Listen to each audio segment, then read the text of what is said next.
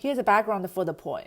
In the first year of Zhang Wu in the Shu Han dynasty, Liu Bei proclaimed himself emperor in Chengdu, establishing the state of Han and appointing Zhuge Liang as the prime minister. The term Shu Xiang referred to the prime minister of the Shu Han state, and the title of the poem.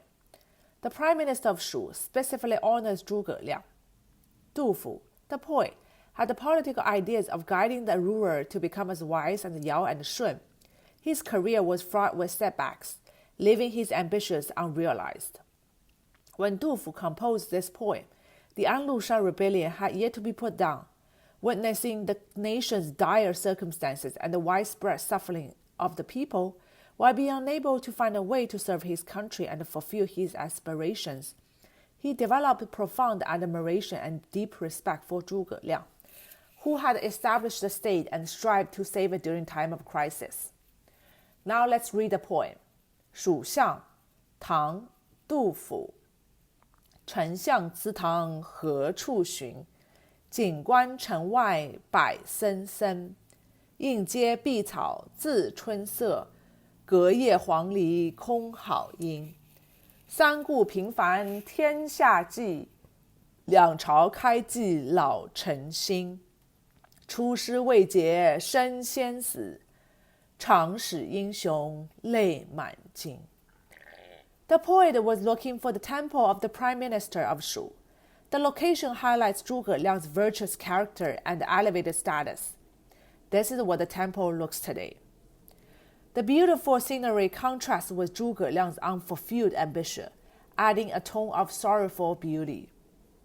Liu Bei visited Zhuge Liang's cottage 3 times before Zhuge Liang's selfless dedication to the Shu Han state. He developed military strategies and served for both Liu Bei and his son Liu Shan.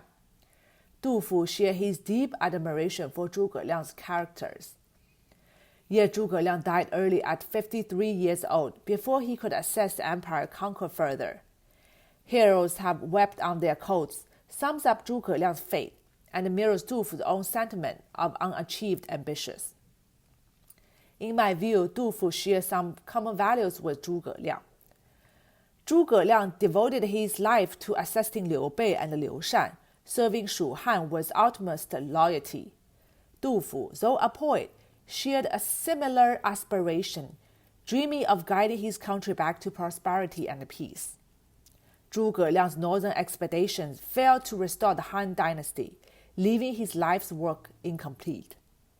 Du Fu, plagued by war and poverty, also failed to fully achieve his goals.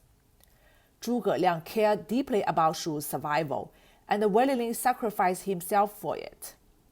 Du Fu's work, often called poetic history, reflects his empathy for the common people's suffering and his sense of social responsibility.